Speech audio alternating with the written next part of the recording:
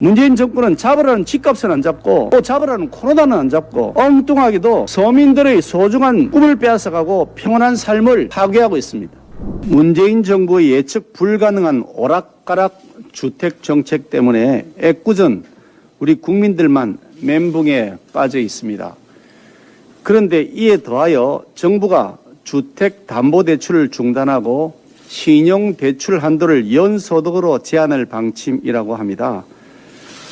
가계부채는 장기적으로 국가 경제에 큰 부담으로 작용하는 만큼 금융당국의 개입이 불가피한 측면이 있습니다.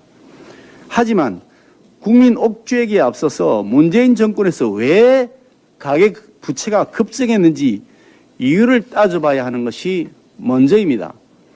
문재인 정권 출범 당시인 2017년 5월 서울 아파트 중위값이 6억 600만 원이었는데 4년이 지난 7월 기준으로 해서 9억 4천만 원으로 무려 55%가 급등했습니다. 우선 집값 상승률에 무주택 서민들은 물론이고 30, 40 세대까지 가세하여서 영끌 대출로 패닉 바잉했습니다. 임대차 3법도 한몫했습니다. 민주당은 시장의 강력한 우려와 야당의 반대에도 불구하고 임대차 3법 날치기 강행 처리했습니다. 임차인 보호를 명분으로 내세웠지만 전월세 값이 하늘 높은 줄 모르고 폭등하거나 재계약 못해 전세 난민으로 내몰리는 사례가 속출했습니다.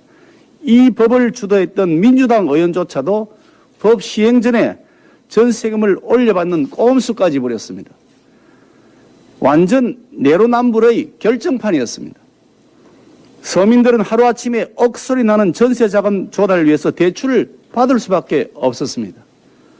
또한 장기화된 코로나로 소상공인 자영업자들은 폐업만은 하지 않으려고 대출로 근근히 생계를 이어가고 있습니다. 일자리 없고 미래가 불안한 20대 청년들 빚내서 비트코인 주식 투자했습니다.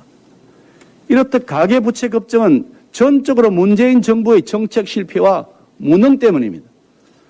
문재인 정권은 잡으라는 집값은 안 잡고 또 잡으라는 코로나는 안 잡고 엉뚱하게도 서민들의 소중한 꿈을 빼앗아가고 평온한 삶을 파괴하고 있습니다.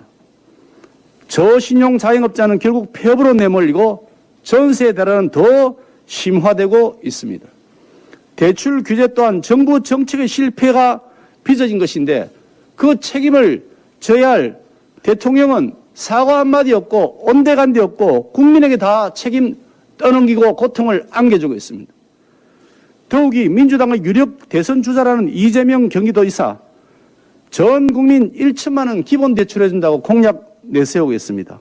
한쪽에 대출 규제한다 그러면서 또 한쪽은 기본 대출한다고 1,000만 원 대출 그냥 해준답니다. 국민들은 도대체 어느 장단에 맞춰야 되는 겁니까? 혼란스럽기 짝이 없습니다. 정책 실패에 대한 반성 없이 또다시 국민의 삶을 벼랑 끝으로 내모는 문재인 정권이나 국가 재정에 대한 고민이 없이 포퓰리즘 정책 남발하는 이재명 경기도지사 모두 무능하고 무책임하기는 똑같습니다. 이런 인물이 대통령이 돼서는 결코 안 된다고 확신합니다.